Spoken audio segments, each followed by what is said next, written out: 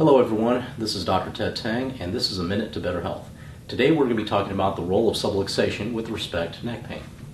Subluxation is defined as any joint that is misaligned or simply not moving correctly, and because of that it causes a variety of problems in the body, including neck pain. So the way it works is that the vertebra here in the neck region becomes subluxated, and because of that it tends to irritate the nerves which lead out into the neck, causing your neck pain.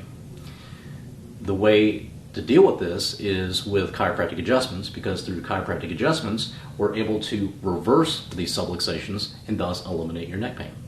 So if you know anyone that can benefit from this information, please share this video or simply like it. Again, my name is Dr. Ted Tang and thanks for watching today.